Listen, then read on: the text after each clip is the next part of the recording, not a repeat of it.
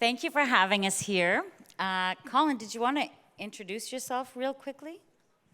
Sure, my name's... Mainly, what's your passion? My passion? What are you passionate about? Snowboarding. Oh. But I'm also passionate about the topic we're going to discuss today. Perfect. And having listened to the whole day today, and it was kicked off this morning with just an excellent breakfast panel on the topic, it's clear to me that we should all be passionate about this topic.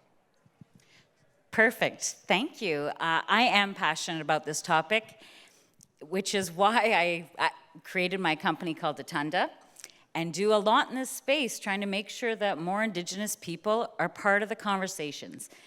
So I do have a couple questions for you. And one, I do have notes on my cell phone that I'm supposed to follow. I'm not going to. So let's get real.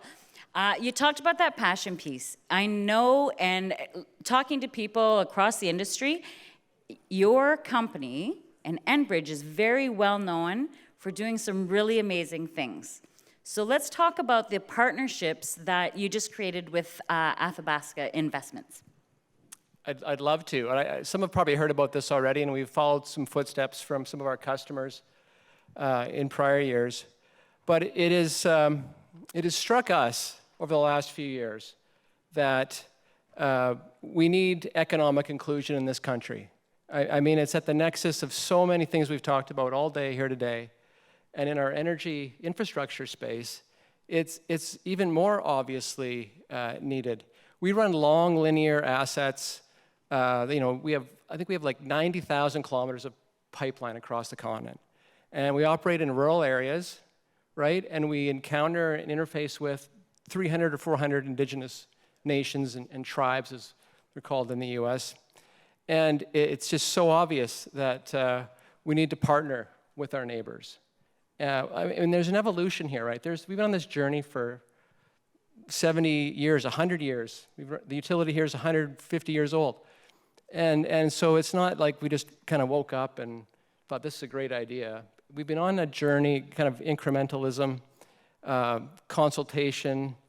We didn't always get it right. Let me just say that, right? There's been a lot of learning and mistakes along the way by many, including us.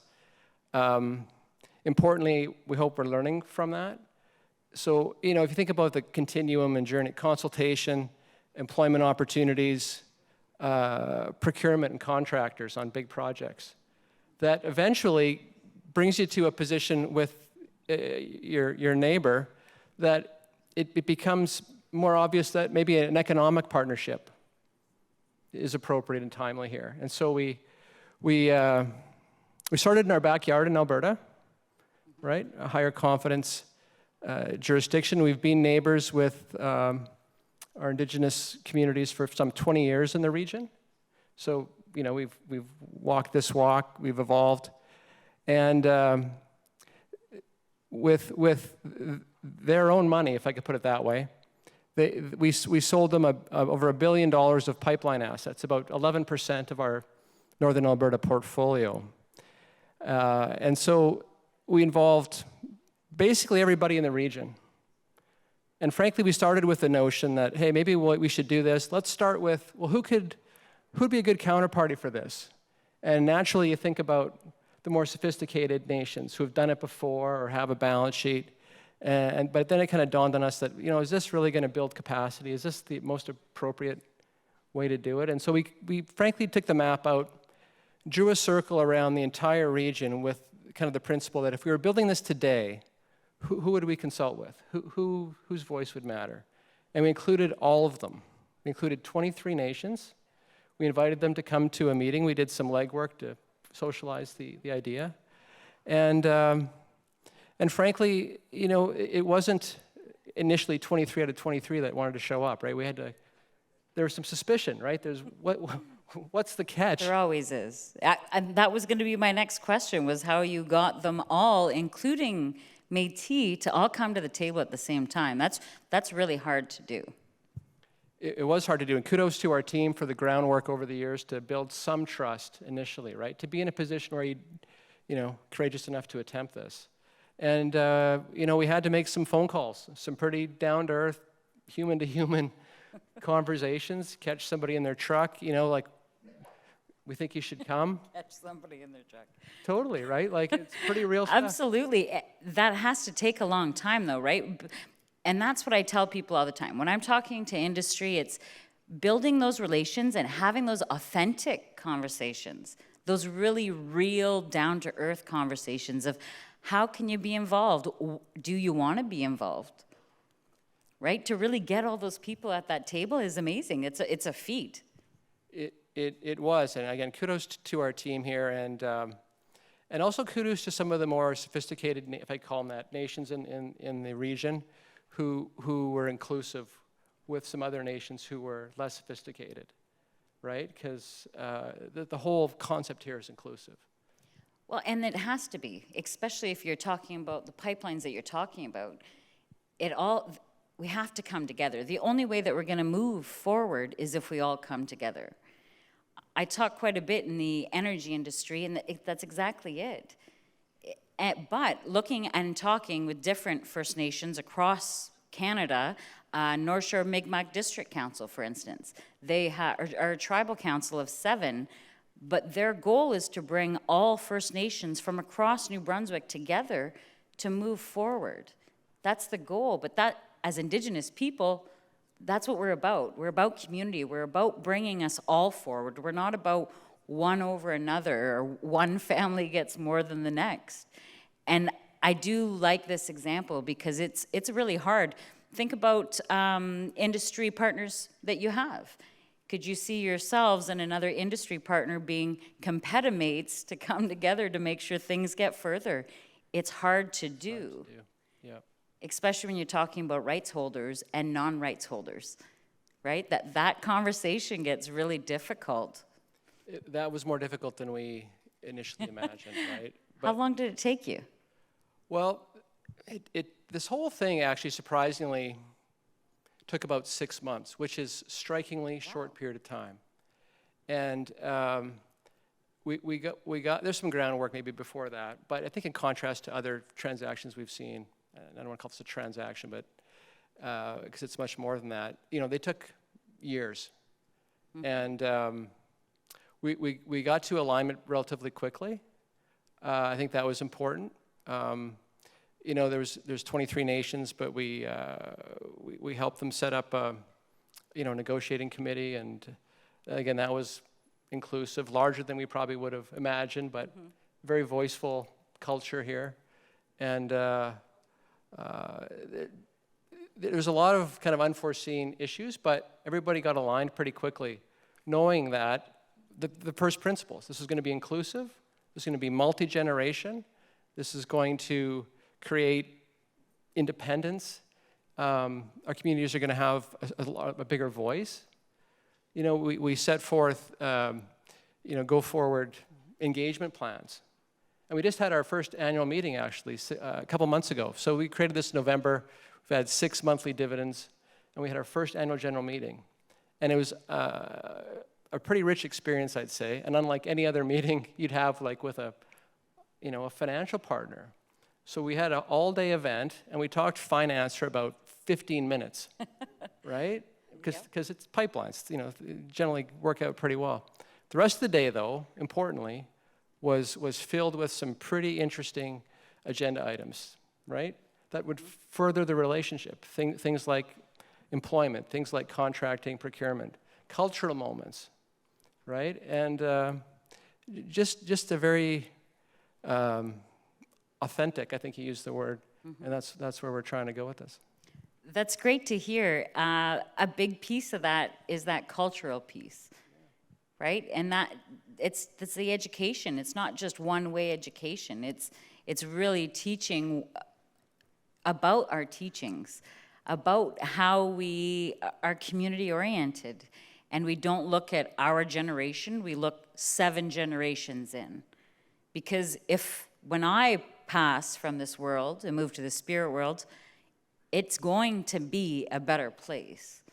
And that's where we all come from. That's where we all strive towards. And it's no different than anybody else. You want your community to do well. You want your employees to do well. it's no different than talking to anybody else, other than the fact that they're rights holders. So they should have been at the table all along, really. Unfortunate, but yes, they should have been there all along. So one question I was thinking that just popped into my head was, if you were going to give another industry partner suggestions, key takeaways, what would you suggest to somebody starting this relationship out? Well, I explained kind of our own journey and how we were maybe partway through the relationship and had established some trust. Hopefully, you're at that stage. If not, get to it, and then you can attempt something like this, where there is some trust to build on. Because you can only go at the speed of trust. I've heard that. I didn't create that, but I love it. I do love it as well. It makes so much sense. Be uncorporate, right? Humility, listening. We adapted this deal multiple ways.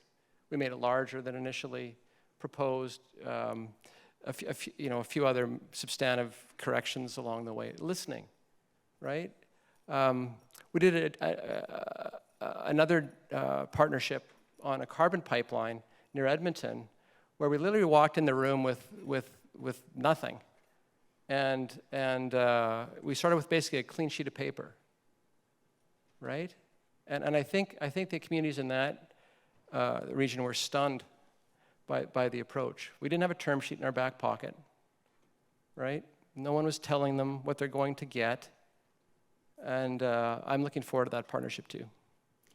No, I think that's a great idea, and it's that listening piece. It's asking, right? And you walk into somewhere, you don't tell people how you're going to eat dinner.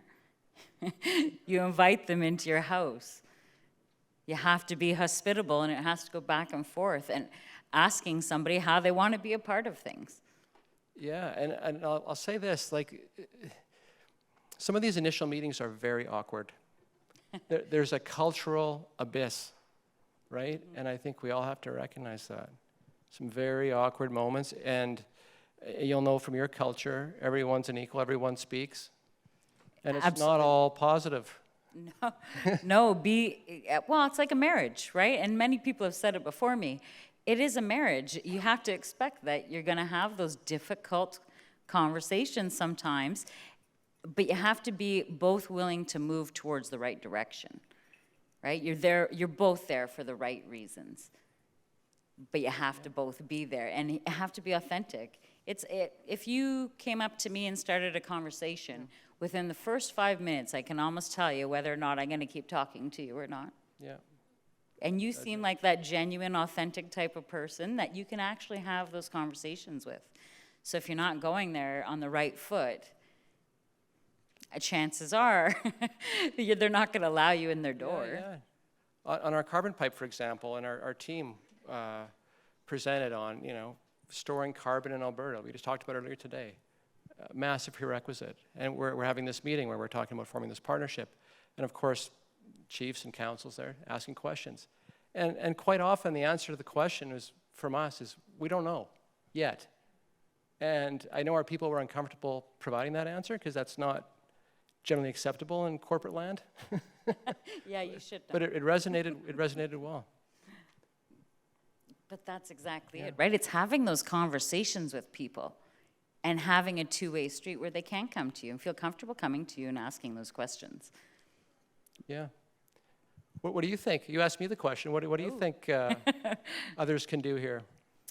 What more can you do? It's really holding that space, having that space available, whether it's even at your board of directors tables, right? Providing that space. I sit on multiple not-for-profit boards, but having that space for somebody to come in and talk to you about that community piece, about how you can move forward. There are a lot of great companies doing great things. The Canadian Council of Aboriginal Business is why I'm sitting here today, because I do sit on that board. But they have progressive Aboriginal relations companies who are gold certified. They're a third-party right? Certified, so it's not like somebody's paying into their pocket, but they're certified because they show up. They listen, they're part of the community, and they bring the community in to be part of their businesses. So it's providing that opportunity to people. Pulling up a chair for somebody to say, hey, why don't you let's sit down and chat. That right there just shows the type of person, the type of company you are. You have to have that space available, though, because otherwise you can't start those relationships. Yeah. Can I share another story here in another minute? So about 4 months ago, and we've done this a couple times over the years, our board invited kind of a sample of indigenous leaders from across North America to our boardroom. And I mentioned awkwardness at our other, this was a bit awkward too, but it was very authentic. And I had a couple takeaways from it. One was each relationship is unique. More advanced, less advanced, some very positive, some neutral, etc. And insights were powerful. And so we're going to try and do that on a more regular basis, yeah. That's good, though, but that's eye-opening, right? That's that listening piece, and really listening to what they have to say. You're not showing up with a term sheet, like you said. You're showing up with a blank sheet, and how do you want to be involved? This is what we've got. We're not going to tell you how to be involved. How would you like to be involved? Yeah. No, I'm excited about this. I'm listening to it today. It's clear to me this is important. It's a growth summit. We've talked about the world needs more Canada. The world needs more Canadiana, and I think this is uniquely Canadiana. I think we can show the world what we've got. After our transaction, I know the Alberta government got phone calls from other countries, right? Of course they did. Right? How do you do this? Mm-hmm. So Canada's got lots to offer here. They absolutely do, and that Indigenous population is growing at a way faster rate than the rest of Canada. So who are upcoming leaders? Where are they going to come from? Leaders, labor force, stewards of the land. I totally agree. Perfect. Well, thank you for chatting with me. Yeah. That was good. Right on.